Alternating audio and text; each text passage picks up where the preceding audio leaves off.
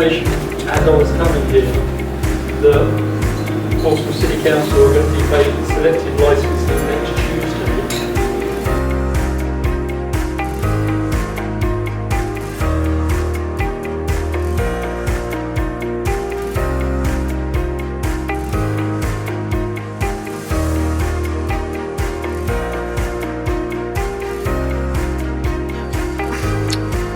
Can I ask Ms Nikki Coles to make your deputation on 11C? You have 6 minutes and the buzzer will sound when there is 1 minute to go, and again at the end of your time. Thank you.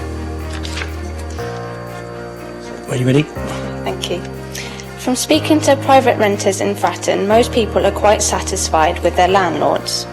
However, this is not the case for everyone when issues arise in the property. For instance, in a flat occupied by a single mother and her young son, she reported that his bedroom door was sticking shut, which was a health and safety risk as they were on the 3rd floor. The door wasn't repaired until 2 days later. Families have also reported that they have been left without any hot water and heating. On the other side of the coin, tenants are putting up with things that perhaps should be repaired or replaced because they fear any rent increases and the uncertainty of being evicted. A decent standard of living is a civil right, and with quite often the rents being more than what the mortgage repayments would be, this isn't something that should be happening. The scrapping of letting fees earlier this year is a step in the right direction. A full-time student and parent told us that they had to renew their tenancy every 6 or 12 months and were required to pay 3 lots of £72 over a 2-year period. It is also quite hard for low-income earners to find a property to rent in the first place. This can be due to the landlord not accepting housing benefits, and if the tenant doesn't have a guarantor because they don't know anyone that fits the criteria, they might be required to pay many months' rent in advance. On top of the deposit, this can be very costly. And I'm talking low-income families that work more than one job, receive little or no benefits. They don't live beyond their means and work hard to make ends meet. Work in poverty is real, and the number of working people in poverty is increasing. Many people would love to own their own home, but with wages flatlining and the majority of that going on rent, it is near on impossible to save for a mortgage. A scheme to drive up standards should be explored to ensure people are living in adequate accommodation, but also to protect landlords against problem tenants. There will be no financial gain for the tenants as rents won't decrease. Renters shouldn't be denied their voice when something needs doing or live in fear of their finances getting tighter and being evicted. Thank you. Thank you, Ms Coles.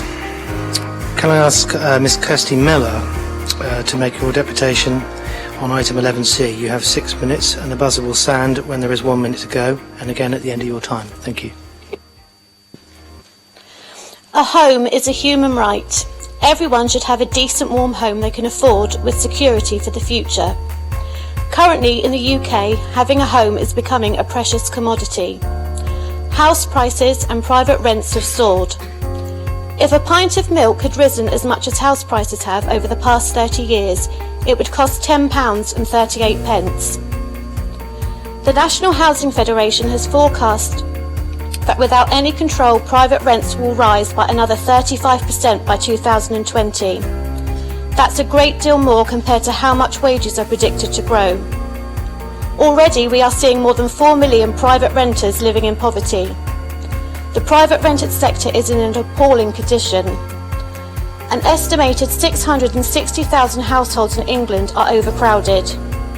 1 in 10 private renters reported they had suffered ill health because of the poor state of where they live.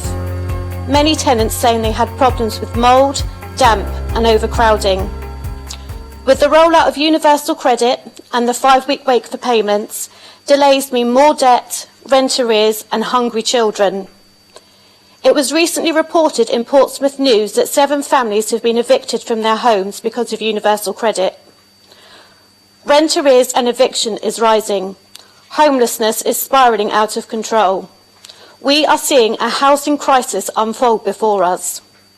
We demand that Portsmouth City Council must not evict tenants in arrears because of universal credit.